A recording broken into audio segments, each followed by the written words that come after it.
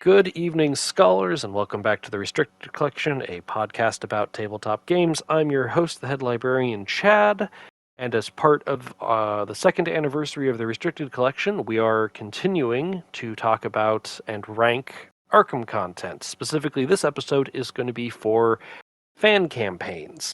And I did say we are joined by our liaison to the Silver Twilight Lodge, Nick. Good evening, Nick. Hi, I live here now. You live here now, yes. Um, as I said, this at the anniversary of the podcast, I like to rank the campaigns as an annual thing, and as a cornerstone of this podcast has always been fan content. I also want to rank the fan campaigns. Honestly, what I've found myself doing is whenever someone's like, "Oh, does anyone have any recommendations for fan content?" I will just post whatever the annual list that I have is to them for their reference. Because it's just like, if you want my thoughts on everything, bam, here you go. And some people find that helpful, and I'm hoping that this continues to be helpful for people for finding really quality fan content. We have a very strong fan community. So I will say that is one of the things that I have loved about the Arkham community is how strong the fan content creators are, and this game particularly is very well suited for it. Um, and also just quite frankly, the sheer quality of the fan content is kind of insane. yeah, it's very solid. There are, as I have been on record saying, I believe that the fan Cthulhu campaign, Cyclopean Foundations, is a better Cthulhu campaign than the official Cthulhu campaign, The Drowned City. So if you are looking for some variety, some variation on certain themes, an exploration of an idea into a direction that the official campaign perhaps cannot, there's a lot of good fan content. Mm-hmm.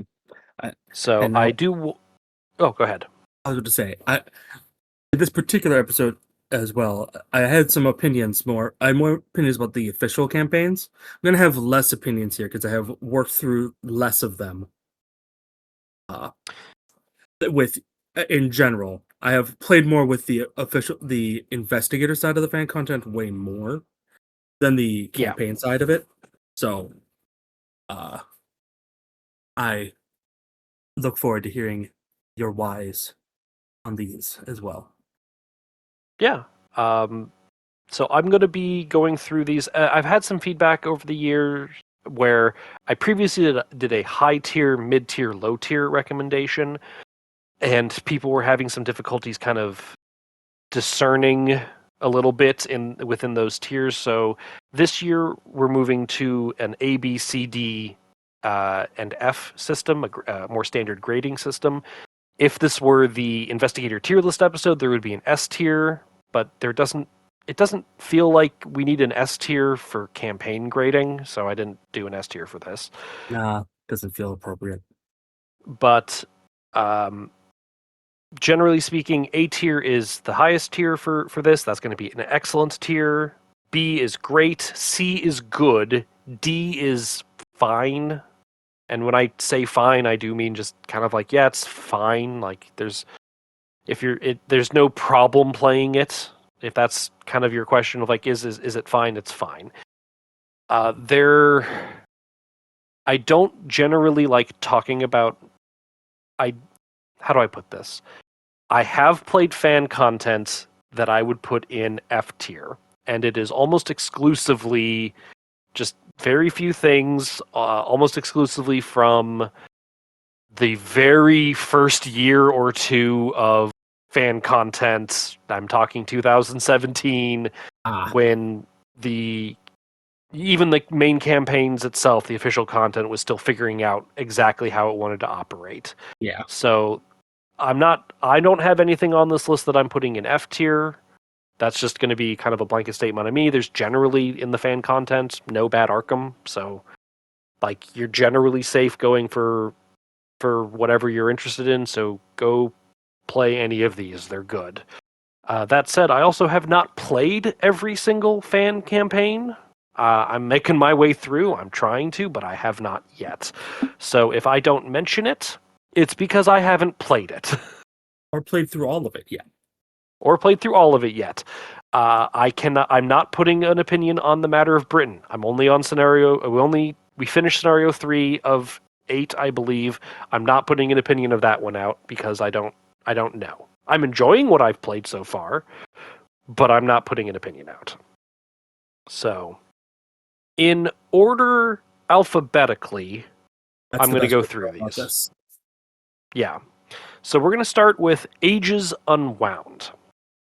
And more so than the official content, I'm also going to give a little bit of perhaps a little bit more of a light spoiler explanation of it.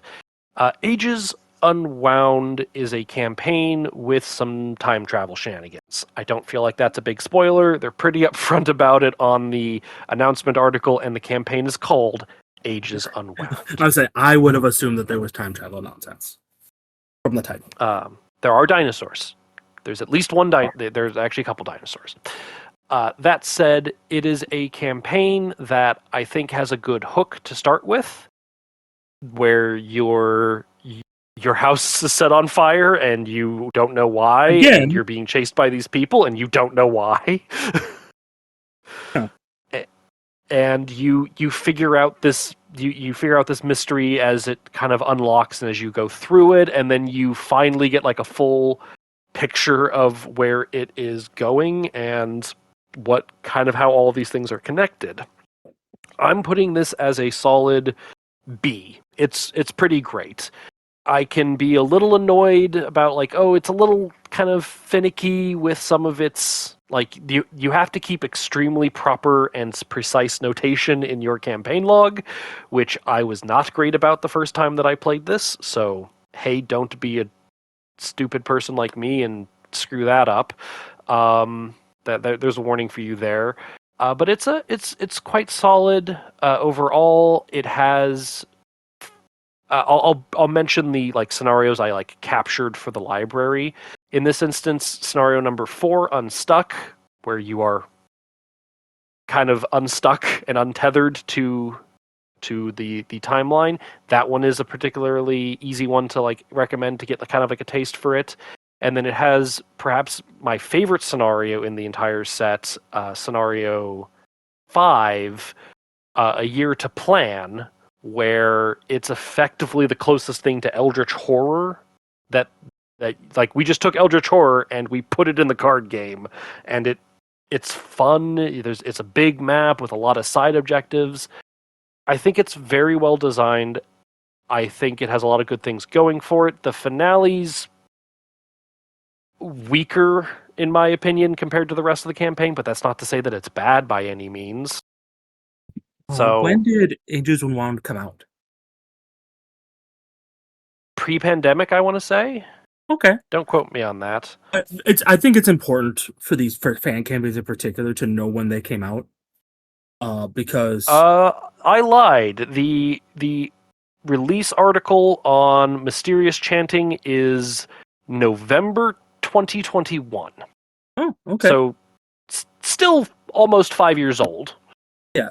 I just think it's important because if say something is, 2018, 2019, like Oh yeah. the player knowledge for the game is going to be different than the official designers have for the game. One, the designers do this for a living. Two, Yes. the fans only have some of them might be game designers in their own right. I don't know that for sure, but they only have their own knowledge of the game as they've played it Yeah. to kind of go from, and not like the future design space and whatever else the other projects that are working on.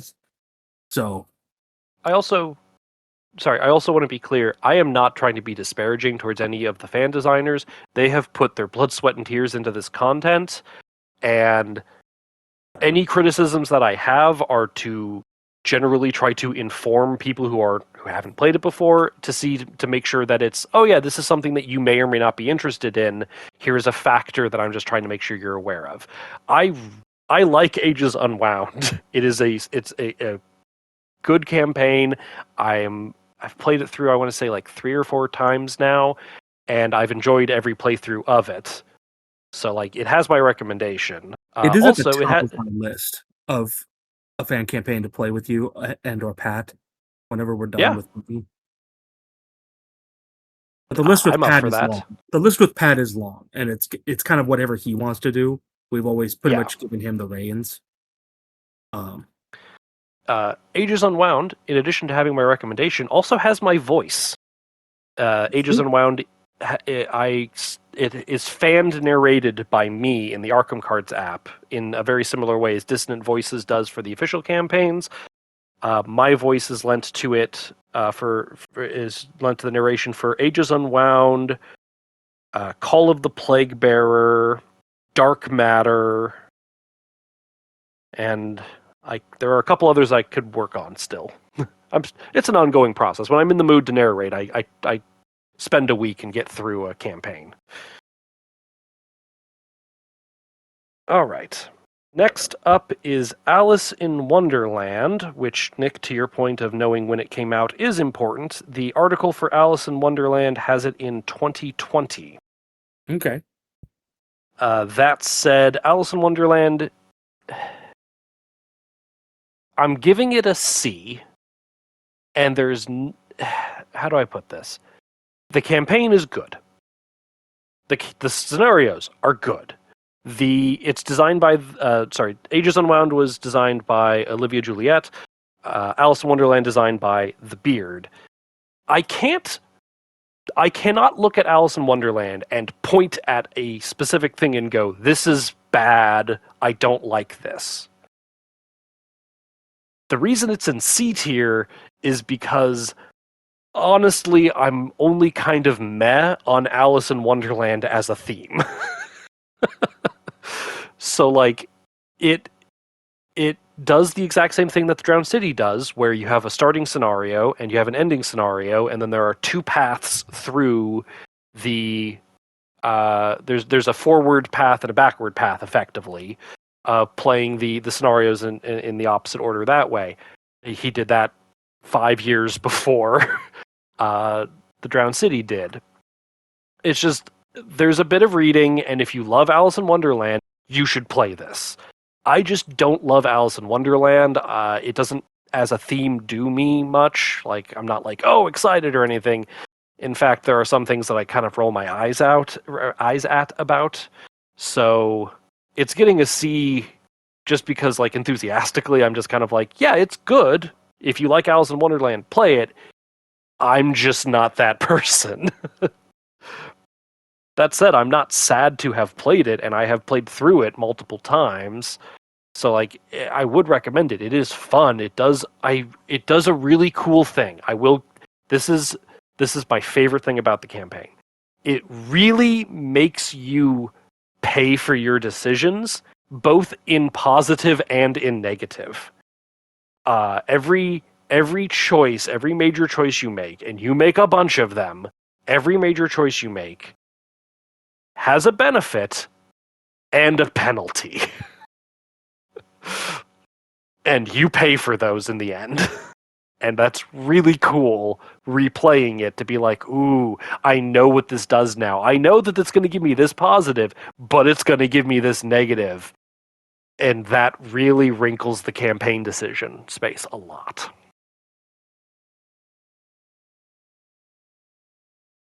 Yeah. That all makes sense. Yeah. You haven't played it. You probably don't have much to comment on. It's hard for me to say it. I only because I know the Beard's designs are, if nothing else, interesting. That I'm always curious to like try. The Beard, the Beard has a lot of content, and it is impressive how on curve his content is. Like, Yes. he's so consistent.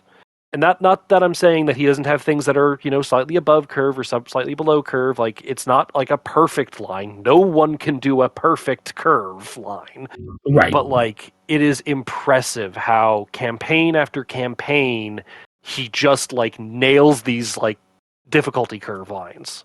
And like the arc of the campaign, it just like I'll repeat this for other Beard stuff that we'll get to, but just like he's so consistent and it's so impressive that he just churns out such good content. Yeah, and like that's like I said, like I'm just if nothing else, I'm always curious to see. Like Yeah, if we ever play Alice in Wonderland together, um, which we should, it's good. You're making all the decisions, and we will suffer those consequences together. Ted has been looking forward to not having to make decisions for a little while because he keeps getting thrown as lead investigator. That's true. Pretty frequently Um, because he doesn't get the choice otherwise. yeah, we default to who hasn't played it, and if nobody's played it, then it goes to me because otherwise I'm almost always the first one cut out of the lead investigator pool. The scenario that we pull for the library from Alice in Wonderland, I forget exactly what number it is. It's got to be the tea party, right? Two. It's got to be the Mad Hatter's Tea Party. It's the Tea Party. Oh, the Tea Party's so stupid and fun. There's no Um, way that wasn't one its own scenario and two. Well, I cheat because I remember from last year you mentioning it. yeah, I will say, like, if you love Alice in Wonderland, there's so much here for people who love Alice in Wonderland. It is so steeped in Alice in Wonderland.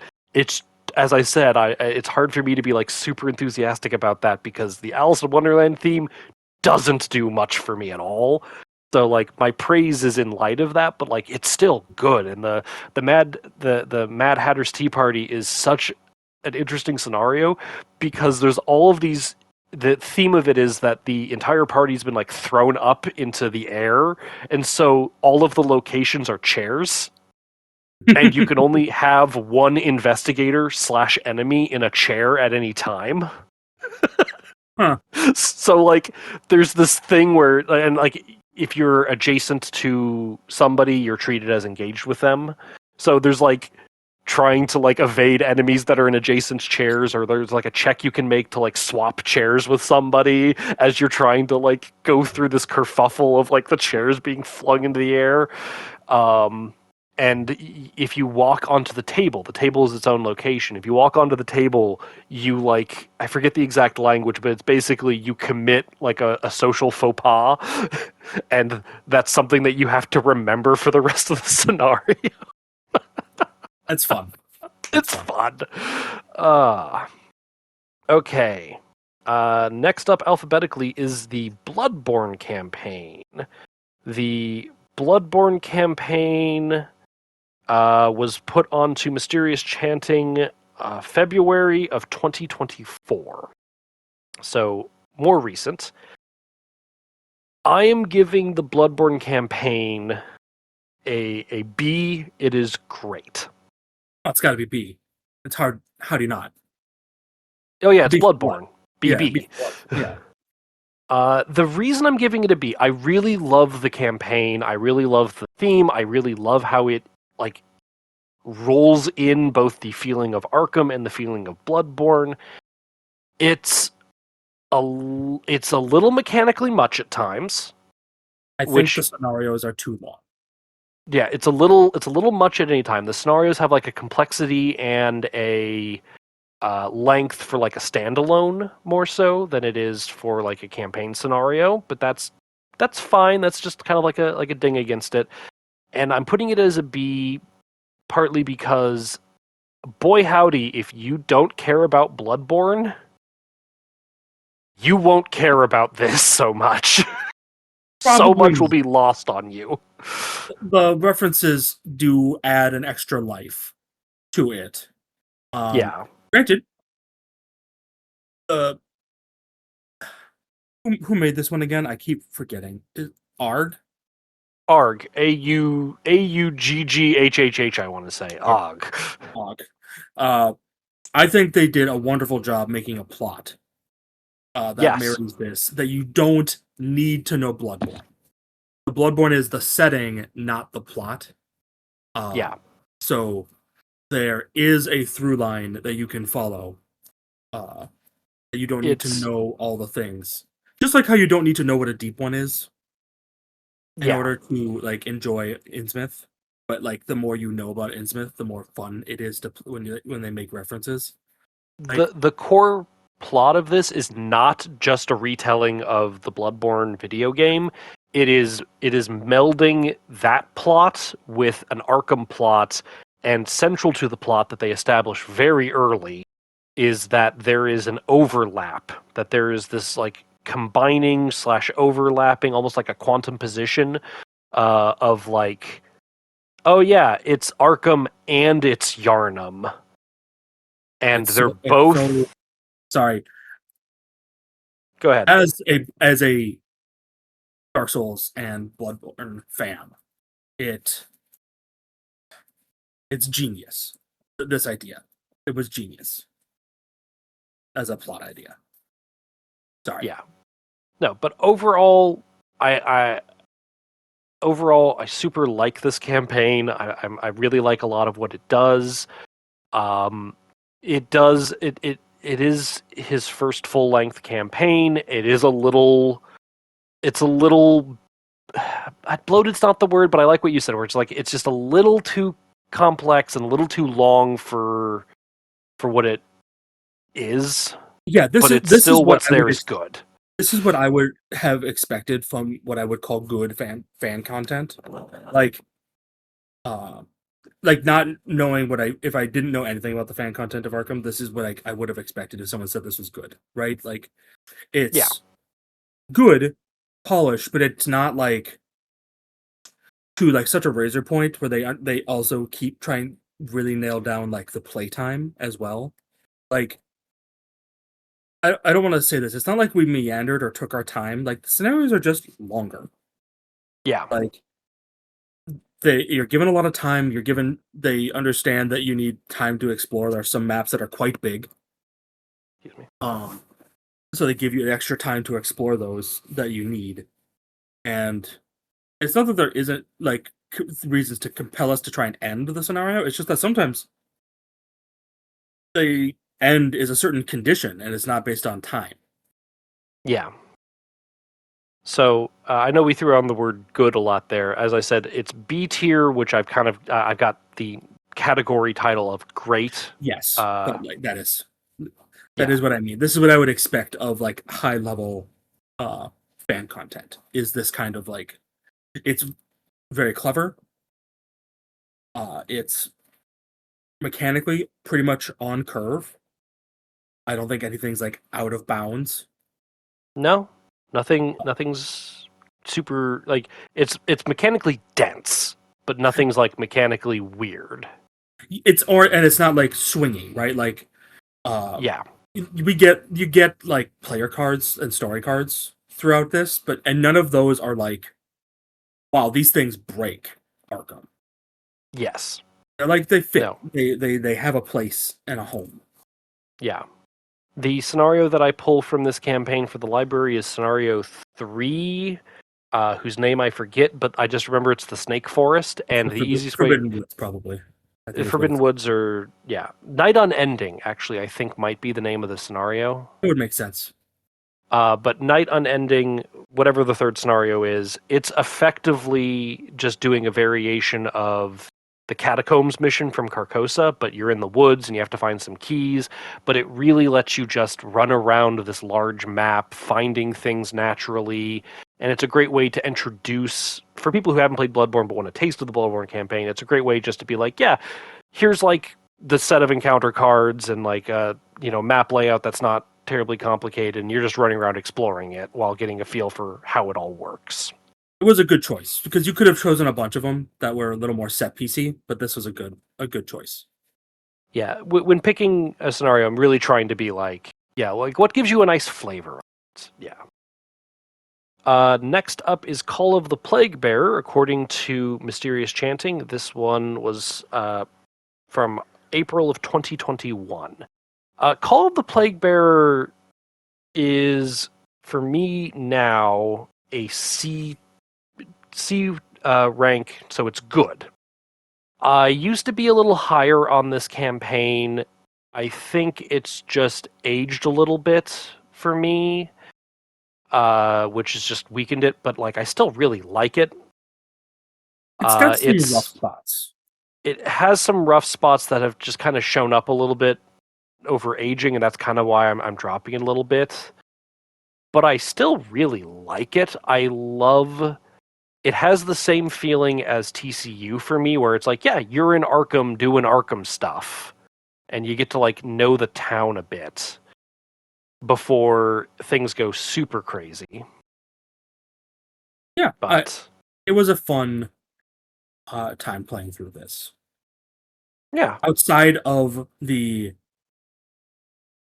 gauntlet that was our final play session of this campaign, which I yeah, think we did 3 scenarios, including the finale, in yeah. one That day. might have been a mistake. Well, considering that the finale was just a bit of a bear to like get our heads around.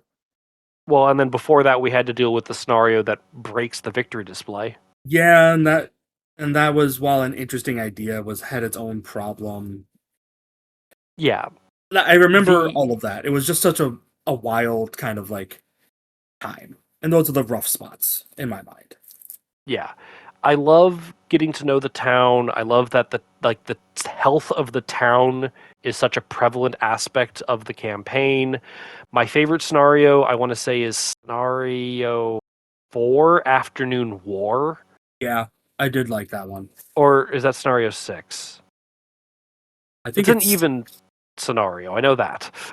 I'm trying to remember now. No, the number That's 4 is the one with the parade, that is the parade. Okay. I was like, and I'm then pretty sure the 4 is the parade. and then number 6 would be the Afternoon War. Like Afternoon War is where just so much hits the fan, and I actually, quite frankly, just think that the evens are really the best parts of that. It's not like saying anything bad about the others. It's just that the others are weirder. yeah, the odd scenarios do like like, oh, you're like in a building or in a complex, like doing something on the side, and the even scenarios are you like dealing with the town and trying to shore it up and protect it.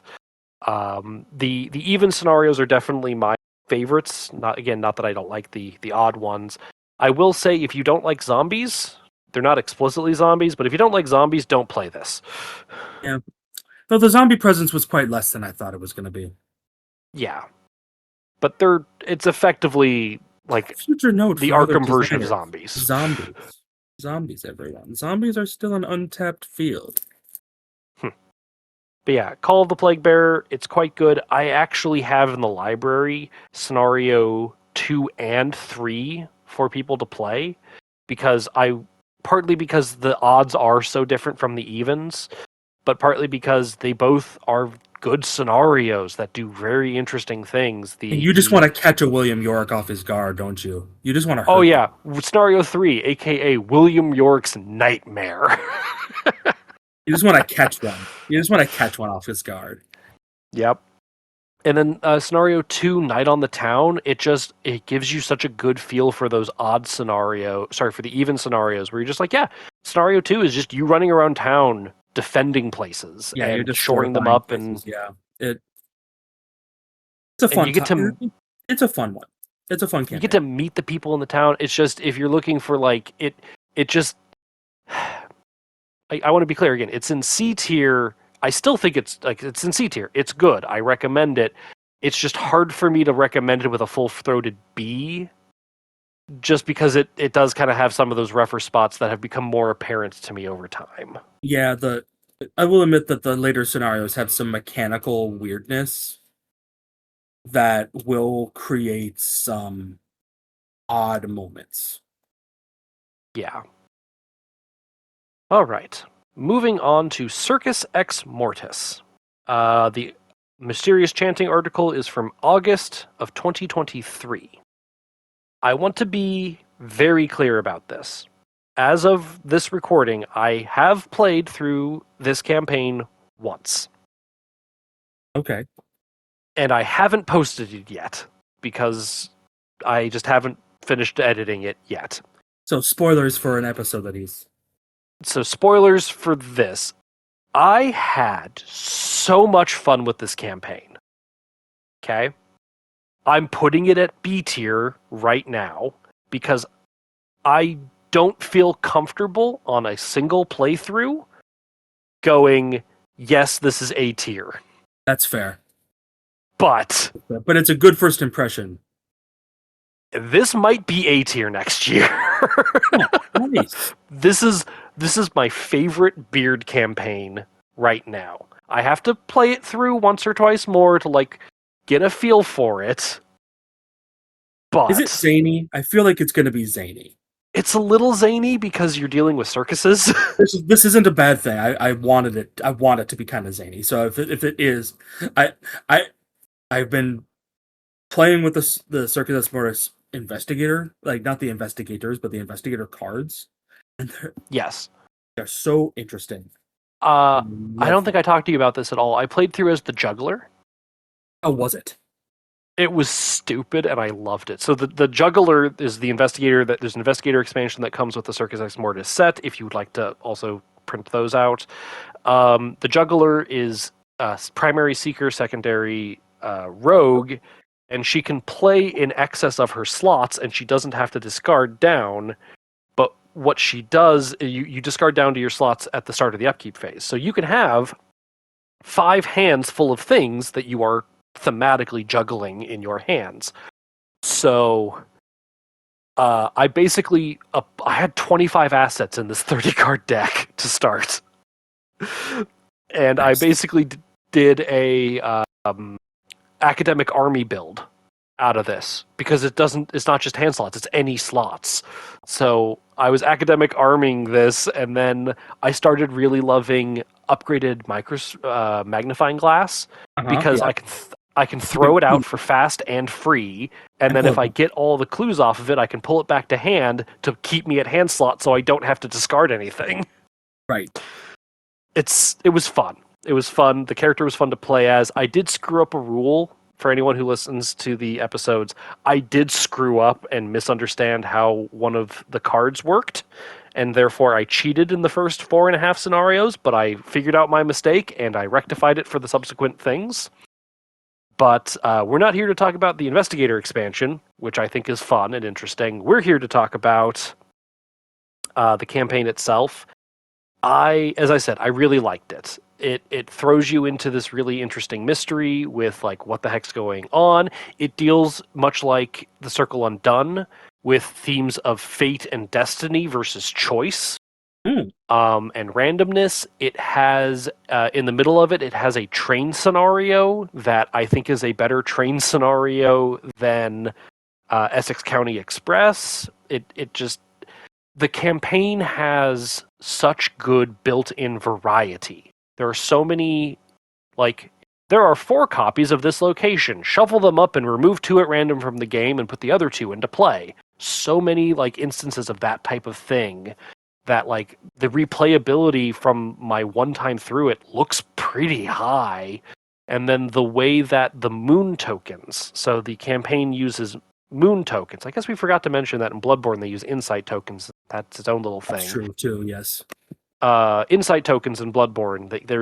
You get insight tokens, which gives you recognition, which is very much so a Bloodborne themed thing. And then the higher your recognition, the things change depending on how much recognition you have. The more you understand the mythos, the worse things are, or can be, I should say, or the more different, the more weird things are. The In more you Bloodborne, start to see is the way I would put it. sure. In Circus Ex Mortis, there are moon tokens because everything is tied to this eclipse that's going to be happening. It's all tied to the moon. Like the moon is like powering the magic and whatnot. And so when you draw a moon token, it's a 0 that locks onto your investigator card. It'll seal itself on your card and you draw another token. Okay, so moon's seal on me. Do I want that? And the campaign goes, Maybe. maybe. Generally, no, but maybe you do. You can use that to your advantage. Hmm. And for the beginning part of and you can during upkeep at the end of the round, you can take a damage or a horror to unseal a moon off of. And for the first couple of scenarios, I'm like, no, I don't want this on me at all. I'm just immediately unsealing them, get them off me. And then I super loved this too. There are special rules to play the Rougarou in this. Oh, that's fun. Halfway through, you can just play the Rougarou as part of the campaign with some slight special rules, And in that scenario specifically, you can use moons to your advantage. And That's from fun. that point onward, I was that taught me to be way more okay with moons on me. That's fun. But like, I don't want to get into like too deep on this one because I've so freshly played it and I haven't put it on the podcast yet. But like, I love the replayability. I love the theme. I love the villain that you get to meet early on, and that you actually get to learn stuff about him early on, and like that. But it's still a mystery as you're learning stuff about him. There's a cool thing where there are two campaign like story asset rewards that you get that you have to take. Somebody has to take these. It's an ally and a book. And then as you play the campaign, you make decisions and it upgrades the person in the book respectively into different paths, and there are 8 different versions of both the ally and the book by the end of the campaign, depending on the decisions that you made as they upgrade through the campaign. That's fun. I'm like, that's so brilliant. It makes it so that like the item still is worth playing even late in the campaign. I'm gonna stop gushing.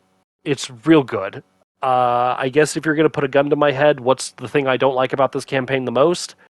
It's based around Shub, and I, as a white man in America, am uncomfortable generally saying Shub's full name. The nigger?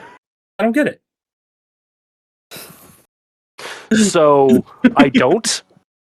But if you're gonna put a gun to my head at this moment of like pick something you don't like about it, yeah, it's gonna be that. But even then, it uses Shub well. There's a thing in the finale that is just such a clean bit of design. It's such a simple, clean bit of design that at first I was like, yeah, what is there's so many instances where I'm like, what does this like I'm sorry, I'm rambling.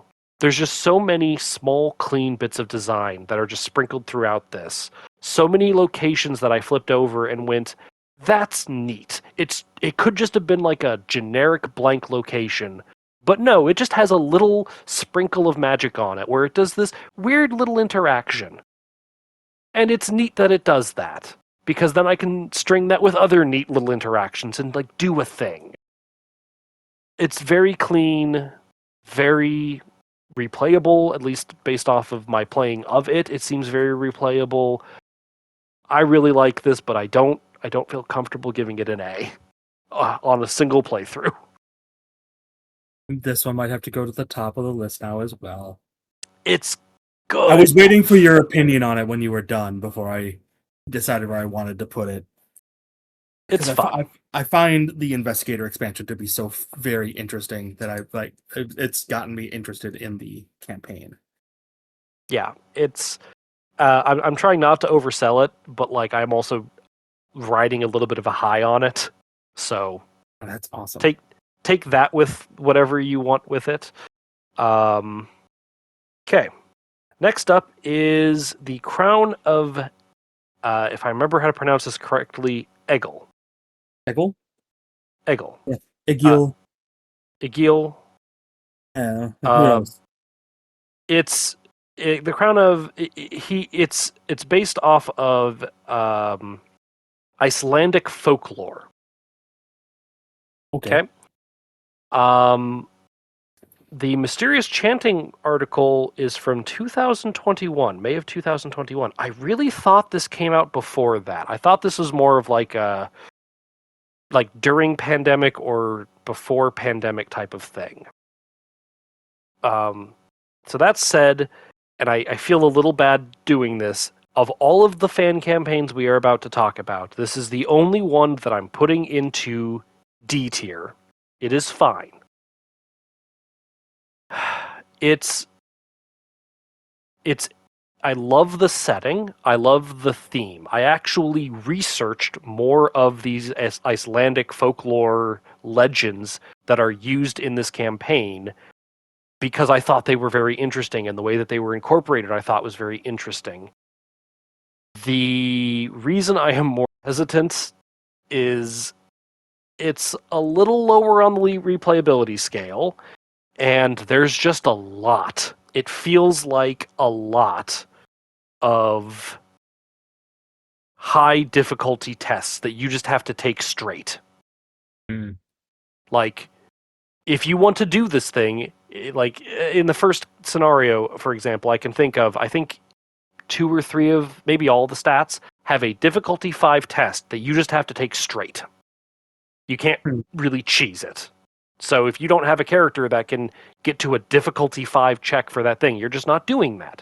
And sure, that's an argument for replayability, and it is, but then when you get to the finale, and it's just like, yeah, you just need to be able to make this 5 or 6 or 7 difficulty test straight, and I'm just like, okay, now you're starting to lose me because you're restricting options for the players, and it kind of just feels like you're making it hard for the sake of making it hard. And it's not certain Which tests where like you get to combine stats and you can like no, make use of your cards in a more interesting way. so it really kills my enthusiasm to play this in solo because you need to have a character who can hit at least like 2 numbers real well. It But sounds like like just kind of like a straight line pointing. a little bit. So again, I can't say that there's anything strictly bad about it. I've enjoyed playing it. I think the setting, I love the setting, and I love the theme of it all. It's just playing it is just a little like I just don't want to. It's just a little rougher on the play, which makes it harder for me to recommend. But would I say it's not worth playing? No, it's totally worth playing. If Icelandic folklore is your thing and you haven't played this yet, go play this. If you're interested in Icelandic folklore, go play this. I think it's neat. I learned something from this. It's just hard for me to give it a full-throated like thumbs up. That's reasonable. Cyclopean Foundations is next. That has a May 2021 date on Mysterious Chanting. Weird. A lot of these from the early 2020s. Yeah. Wow. So, Cyclopean Foundations, as I've already mentioned, it is the Beard's Cthulhu campaign. I think it's a better Cthulhu campaign than the Drowned City. I give it a B. Until Circus Ex Mortis, it was my favorite Beard campaign. So take that for whatever it's worth. I think the story is very interesting. I like the locations and like the journey that you go on. Oh, I haven't decided what I'm pulling from Circus Ex Mortis, and it's hard to pull something from Crown of Eggle, but Crown of Eggle is available if people want to borrow it. But Cyclopean Foundations, the scenario that I pulled from this is scenario 4, I want to say, Cross Dreadful Waters, where you get to pick one of 3 different routes from Arkham to Singapore. Hmm. And each route has its own challenges. And I was talking with the Beard about it, and I was like, yeah, so for this one, like, it's like 94 cards to have all 3 routes available. And he's just like, why don't you just pick a route for them? And I'm like, no. The point of the scenario is that you get to pick your route, and then you have to suffer the consequences of it. So yeah, you get to stop by a bunch of different places, and like it does kind of like a Search of Kadaf from Dream Eaters, where you're kind of like island hopping from place to place, but I think it does it better. The scenarios themselves are really good overall. I have told this before. I'm not going to go into spoilers at all for this, but I have said this before that the first time I played the finale, it gave me a headache. Yeah, Um, that is how you introduced it to me. it, I had to like process. I had to like stop and process what the finale was asking of me because I did not understand slash did not comprehend what it wanted from me. It And gave me the feeling of non-Euclidean geometry in a card game. that was like mine and Pat's reaction to the Call of the Plague Bearer finale. We were also tired, but Yes. Speaking of non-Euclidean is a keyword that the Beard uses in this campaign. I'm pretty sure it's whenever you leave a location, the non-Euclidean triggers. I think that's what it is, or it's Does when it you enter. It's an does it enter or change exit the effect. does it change like the connections or something like that? It'll be like non-Euclidean. There in the first scenario, there's non-Euclidean. Add a clue to this location. Oh, okay. So like it'll just do a thing depending on what the scenario wants it to do. Okay. So, but like it makes you care about connections and movement in a way that doesn't stop you from doing it, but makes you consider it more than you normally would. Which, for a campaign and a theme that is about connections being weird and spaces kind of being warped, makes sense. Yeah, that tracks. So, yeah. I really like it. The third scenario, oh, I love the third. So sorry. The first scenario is just figuring out about, it's funny. It's actually really funny. The first scenario is about figuring out about a shipment of statues that have gotten stolen that have the weird Raleigh properties. And the first scenario of Drowned City is about a stolen shipment of relics. That's true. That is an interesting uh overlap. But the second scenario is an auction. You actually go to an auction house, Hmm. and you have to. It's an O'Banian auction house, and you have to bid on the items because if you don't, it'll put suspicion on you for why you're here if you're not bidding on things. Okay. Um, I will say Preston's probably broken in that scenario because you just have the money to spend. Once again, Yeah, I'll bid just being 6 on rich is its this. own power. The third scenario is set in a not a Miskatonic, a Freemason, Masonic Hmm. uh, temple, like a lodge, and you go around because there's a Freemason in this lodge who is lodge the right word?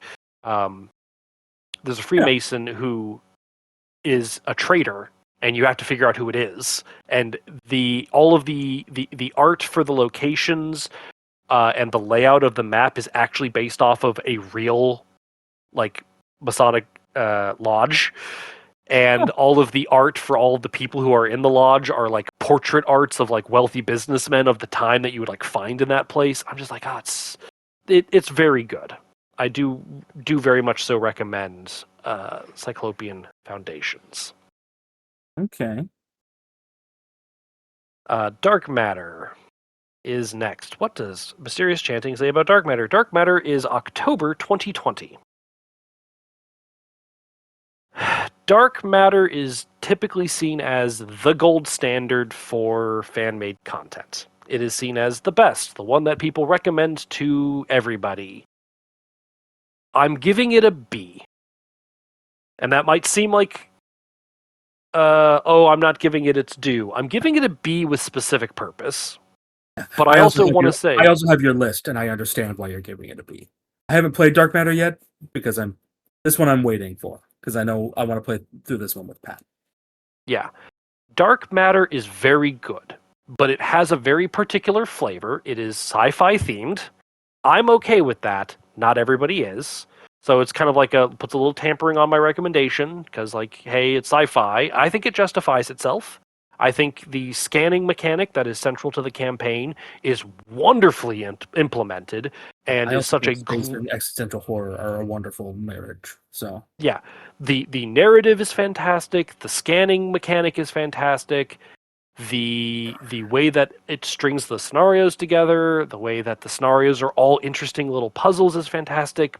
But with that said, so many scenarios are just logic puzzles that you are working on while also dealing with whatever the encounter deck is throwing at you.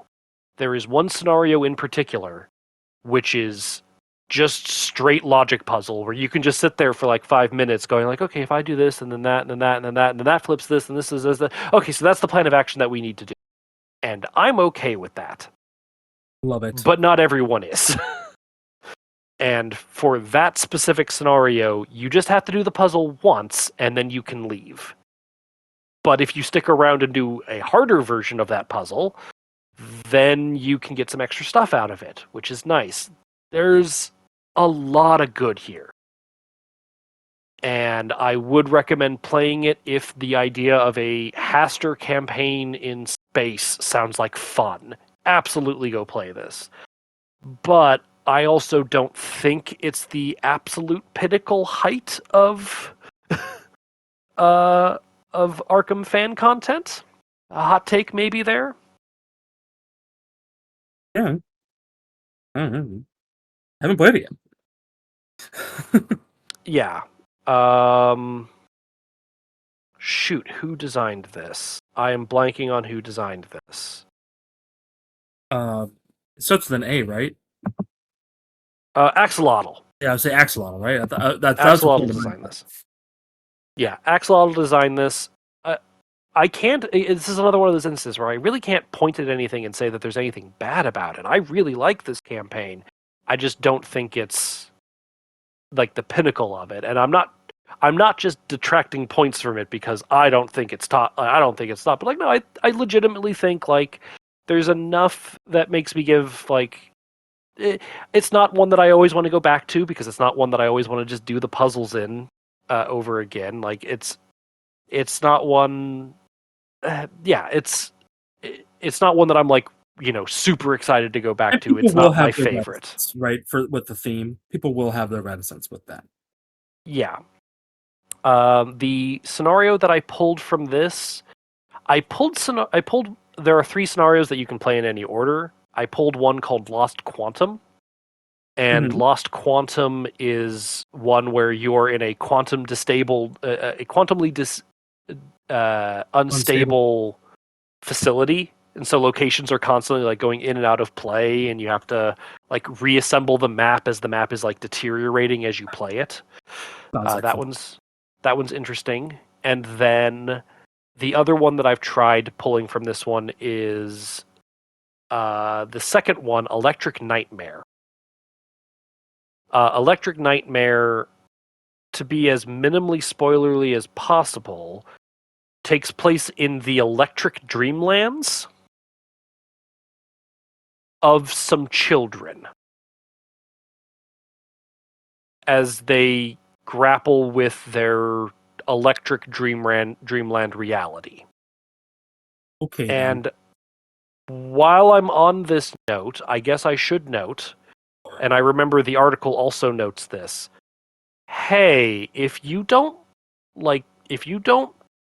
are uncomfortable with the allusions towards terrible, awful things happening to children, this is not the campaign for you. That's fair. Because, to put it lightly, these children aren't in a great way. I mean, yeah, but you're in an Arkham story. You're not having the best time. So, but usually things, unless you're actively playing as Wendy, things don't usually happen to children. That's true. Okay. Moving on, we have Darkham Horror, which is a fan-made version. It's a Darkest Dungeon slash Um, Arkham Horror type that this fusion. that's what this is. I'm gonna be honest with you. On your list here, I would have sworn. I know it's official. I would have sworn that you had just misspelled Barkham. Ha! Yeah. So Darkham Horror, it's not on Mysterious Chanting. I played this quite a while ago. Um, so I this do remember feels you talking about this. yeah, this feels older. Um, this feels I don't know the exact year that this came out, but this feels older to me relative to a lot of the fan made content. So let's just say put it in the pandemic era of content. I've played it once. I had fun with it. It's a little bit kind of in retrospect now. My memory of it is kind of like that of the Bloodborne campaign, where yeah, it's perhaps a little bit mechanically complicated and a little longer than it needs to be for the design, but it was fun. I enjoyed it, and it has that Darkest Dungeon like delving feel to it. It also has a handful of player cards that come with it that are thematically on point. So it's been a long time since I played it. I remember it being fine. I remember enjoying it, but not necessarily being like, yeah, super like rad about it. So I'm going to put it in a solid C tier of like, yeah, it's good. Mhm. I do not have a physical copy of Darkest or of Darkham Horror, so I cannot. I can't have it in the library because I don't have a physical version of it. I also don't know if it changed at all since I played it so many years ago now. That's fair. Okay, the next two are mini campaigns. So we have the Heart of Darkness campaign by VinQuest. This came out like a year or two ago, Sounds right. according to Mysterious Chanting, to June of 2023. Oh. So, Heart of Darkness, it is a 3-part campaign, and I am impressed by how much variety there is in scenarios. A lot of things can change just from setup and quest options and different things from time to time, and it uses a codex system akin to, say, Feast of Hemlock Vale to really get a lot of text and story in there. That does bog down the gameplay a little bit because there is a lot of text. Mm-hmm. So I'm putting this as when I played it within the last year for the first time. Like I was pretty high on it, and I still am pretty like, yeah, this is good. I would recommend it.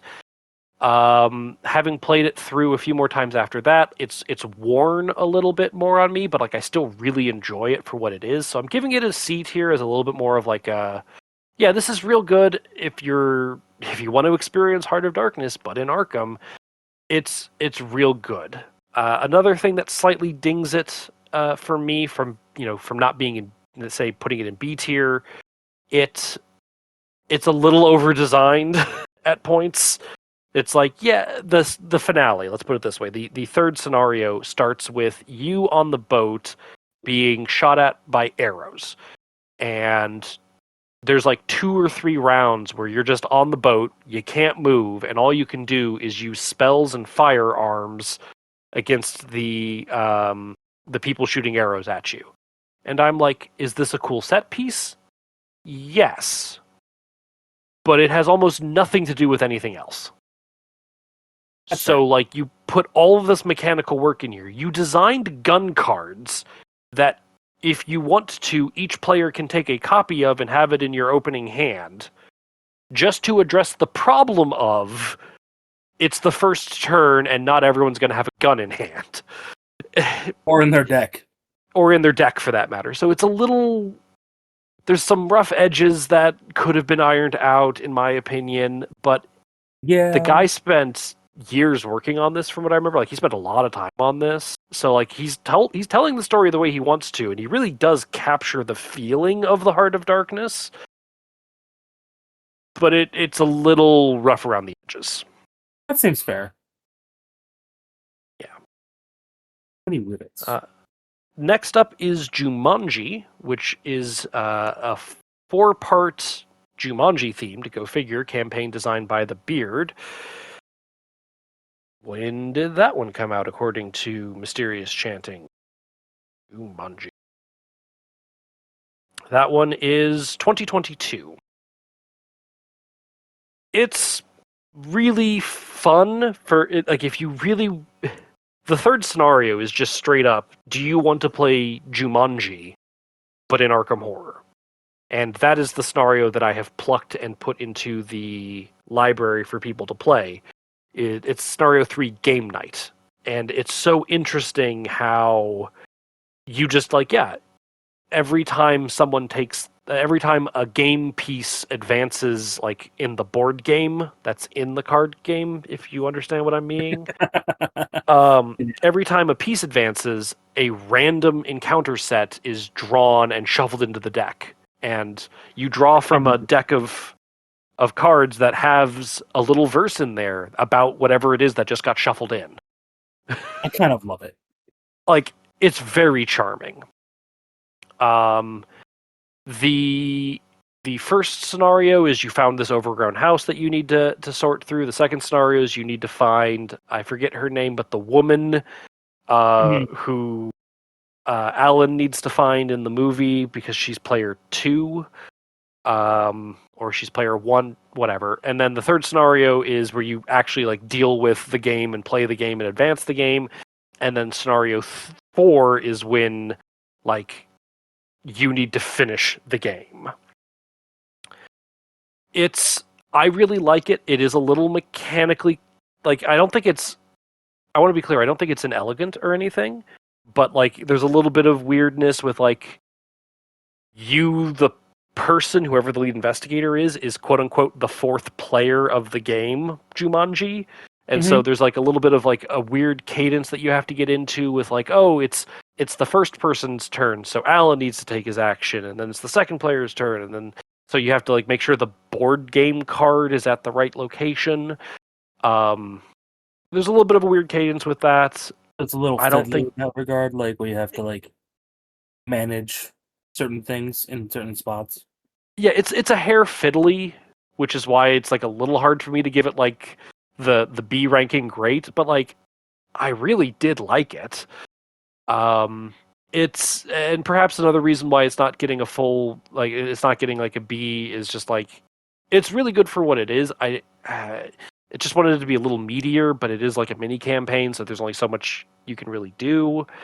For what is there, I do think it is decently meaty, but like I don't know. I do really love an 8-part campaign that I can just sink my teeth into. You know. I get it. I get it. So like I can't say that, again. I can't say there's anything bad about it. It's just for like it's just solid and good, and I would recommend it. Last thing. Last thing is the Night of Vespers campaign. Yes. This is done by AUGHHH or however you pronounce his name. I am giving this, having played through it 3 times now in the past year. That's okay. I just need to tell the audience that's a short sell. He played it 3 times within like once when we finished the blind run. He played it 2 more times, I think, within the next week or 2, At least within the next 3 weeks. for sure. So, yeah, I really like Night of Vespers. I'm giving it an A. It's a really fun campaign. If you're going to ask me if there is only one campaign that I can recommend, I'm going to be like, why are you giving me that restriction? That seems really unfair because there's a lot of really good content. And then I pull out like, a gun and point it to your head. And then I'm going to be like, okay, fine, it's Night of Vespers. And maybe give me a year Circus Ex Mortis.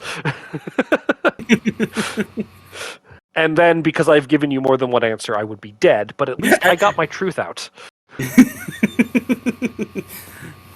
Yeah. So, sorry, did you have another joke you wanted to add? No, that was it. I got nothing else. So, Night of Vespers, it's really good at taking everything that was good about Bloodborne and just softening the edges a little bit to make it like, yeah, this feels more like like a campaign scenario complexity and length, and it really steeps you in a lot of what's going on here, and it just throws you into it and does some really creative things with the way the tokens interact and the tokens seal on. There's just a lot of really good here. I also really love the jinxed keyword. Yes. Jinxed keyword. It's like haunted, but applies to fighting and evading as well. Yeah. It both makes it more relevant, but the effect tends to be, but the effect, it for more relevancy, it changes the effect to always be the same effect. Yeah. So like instead, as opposed to haunted, which like is always dependent on what the location is that is haunted or whatever else. Jinxed is like things are jinxed, and the jinx effect is on typically the agenda. Yeah, I think it's either always on an act or an agenda, depending on the pacing that particular scenario Yeah, it's needs. normally been on the agenda, but I think there was one or two that was on the act. Regardless, Yeah. um, sorry, I was just sorry. Uh, no, it does a lot of creative things there. It gives you some really interesting scenario designs and some really interesting scenario choices. Mhm. I'm sorry. No, I'm just agreeing with you. Yeah, I can quibble, I guess, that like, oh yeah, I like the third scenario, but I can be like, oh yeah, it's a little weird that we get thrown into like a weird extra dimensional space in the fourth scenario. You get thrown into a weird extra dimensional space. Yeah, I can quibble that that's kind of a little odd and some interesting story pacing, but it doesn't like break it for me at all. The ways that it ties the things together, the way that your choices or your stretch results get to, the way that the scenarios. I think the scenario that I like the least is the one in the second half where you're dealing with the flooding theater. Um, It is unfortunate that it's just a weird scenario. it's just a little weird, but like at the end of the day, it's fine. Like it's solid. Hmm. A little long, maybe that one's a little long, but like I didn't have any issues with it. Um, It's also just kind so of like repetitive. But it's a little repetitive. It's for dear listeners, it's effectively a variation of Depths of Yoth. Is the easiest way that I can describe it. yeah, it is a So fine scenario. It is probably the weakest scenario in my mind. yeah, but like at the end of the day, like I just from like scenario one to the end, I'm just like this is an interesting journey. It's around the world. Each scenario the funny thing is I can say this about so many of these campaigns. So many of these campaigns, I can just sit there and go like, yeah, each scenario does something unique and interesting, and you do random like this, and like it takes you on such an interesting journey. I don't know. For me specifically, Night of Vespers just kind of sings to me a little bit more, which is why I'm giving it the A tier. Um, that said, and like this that said, it's just like there's so many campaigns in B tier that I'm like, yeah, those campaigns are fantastic. They're just like a step behind for me. Yeah, Like I that's do like the think. distinction I'm making here. The difference between A tier and B tier is not that big. Yeah, like to me, like the Og really like shows a lot of.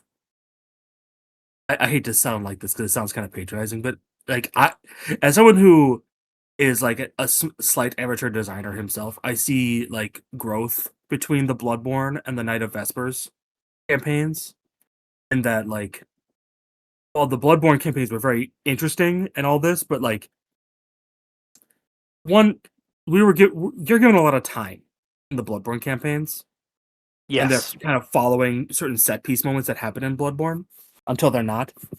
Um, you can't meander as much in yeah, and Vespers. there's in fact it kind of in fact it does the opposite where it starts off the first scenario with such a raucous roar that you're like trying to figure out what the fuck you need to do. And like it throws you into chaos. So and you don't feel like you have time at all because you just feel like you have to keep going. Yeah, it's I don't know. To for me, as I said, just to reiterate the point, like it does so many things that everything else in B tier does. It just sings a little bit more for me. So if you and yeah, okay, fine. It's a tier list, or a ranking list. It's going to be subjective.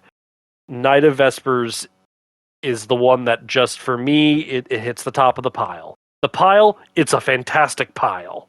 There's so many good things in this pile. Like you could pick anything from this pile and it's good. It also has a But if you really good finale. Yes, it does. I've seen two of the finales, and they're both fantastic. Like they're stressful in their own Like ways, and the I've finales are just died. very good. Yeah. So I haven't fully decided what my sample, my extraction from Night of Vespers is, but if gun to my head, I had to pick my favorite. Night of Vespers would be it. So, to reiterate the listing from the bottom to the top, and if I didn't already say this, within a tier, I'm not really ranking within a tier. I don't like doing that. Crown of Eggle is my only D tier. I just don't think it's aged particularly well, and it has some high checks. So that's the only one I'm in D, but it's still fine. It's a good campaign. In C tier, I've got Alice in Wonderland, Call of the Plague Bearer, Darkham Horror, Heart of Darkness, and Jumanji. In B tier, I've got Ages Unwound, Bloodborne, Circus Ex Mortis, Cyclopean Foundations, and Dark Matter. And for A tier, Night of Vespers. With the high possibility that Circus Ex Mortis will probably end up I'm in really high on that campaign right now. yeah. Like Um, assuming that the follow up playthroughs end up being just as impactful or fun to you. yeah, I'm interested to see what a different deck would do. But that's neither here nor there. I just don't feel comfortable, as I've said, putting it into an A tier just off of a single playthrough. But I Yeah. did it, and again, Beard content's generally like, I mean, not generally. Beard's content is always solid. I don't think there's anything I can Solid point out. is like the baseline for anything beard content related. Yeah. So it's just like, yeah, it just it's like speaks to me. It sings to me. It just like resonates with me right now more than Cyclopean Foundations. Also, But Night of Vespers um, does have its own investigator expansion as well, which oh also has a yes, lot of fun, interesting cards that expand the classes in different ways, and some investigators that are very interesting to look at. I haven't played any of them yet. but like it's like much like with it's like a full sized expansion. So Oh, it's a Circus Ex full Mortis, size investigation expansion. Yeah. yeah, and Circus Ex Mortis also has a full sized investigator expansion. There's a lot of good fan content. I will sit comfortably on the hill of the fan content is super worthwhile to play, and highly recommend people enjoy them when they can. I will have the library at ArkhamCon, and yeah, hopefully I enjoy being able to try to connect people to fan content as best as I can. So I hope to continue to do that for the foreseeable future. All right. Any last thoughts, Nick? Oh, like I said at the beginning, I think the Arkham fan community is nuts with its fan designs and how, quite honestly, how just good they are. I'm Mm-hmm. I've been consistently surprised every time because like I remember having the like when we decided to play Bloodborne because I wanted to play Arkham with you because I had just come back from being in Florida for a year and a half or so, and I want and to hang out and do whatever. And you're like, oh, I just got this. And it was right around my birthday, and then we invited Pat, and then it was honestly just one of my favorite times. And I'm like, I remember walking into it being like, I expect this to be an okay experience at best, and it's just going to be a wild little ride. And if it's not good, we just don't play it. We just don't play anymore. And then it just honestly it was just good. It was Mm-hmm. just really fun. Yeah, there's the as I keep saying, there's no bad Arkham. I do think it's a testament to the strong bones of the game of Arkham that you can just kind of like slot in your own things because it's just like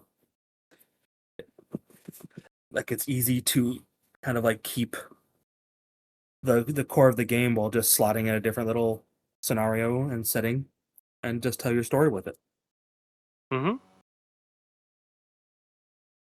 Yeah, I've thought about I've I've thought about trying to design scenario content. I've Hey, me tried too. designing a standalone scenario. Uh, It's harder. not my forte. It is harder than investigator content by far. Yes. It's just harder. Um, I quick aside. I have been working on the Head Librarians Challenge 2.0 for ArkhamCon this year, Uh huh. and I'm really happy with where it is. But I remember talking to Duke last year because he was like, "What the hell is this that you have here?" Like, not he wasn't like accusatory, but just like, "What the hell Yeah. is this weird thing you got going on here?" And I explained it to him, and I kind of made the comment of just like, "Yeah, I've never been good at like from scratch just scenario design, but I seem to be semi decent at uh, challenge content or like variations, like Yeah. making challenge scenarios out of existing things." And his comment at the time was, "I mean, that's a skill set in its own." It is. And I'm like, "That is, I grant you that." So I've been having fun balancing that. I promise, dear listener, that I will have an episode where I will tell you about the insanity of the Head Librarians Challenge for this upcoming year. I'm still ironing out a few things. But I learned from last year. I got a lot of good feedback last year. People were very nice about the rough spots last year. But I have worked it out, I think, so that it should run a bit more smoothly this year. And fingers crossed, if it works out smoothly enough, I will even have it posted to Inexorable Fates for anybody who wants to play it at home.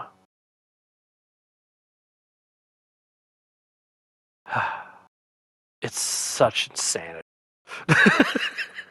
Oh, well, fitting. Yeah, yeah. All right. Well, on that note, thank you, Nick, as always, for joining me for any episodes that you want to. I Yeah. appreciate the extra voice and the person to chat with. Yeah. Anytime you want me on. Yeah. If anybody wants to get in contact with me about anything that we've said, feel free to me at therestrictedcollection@gmail.com. Otherwise, you can find me around Discord and whatnot as Head Librarian Chad. Thanks for listening.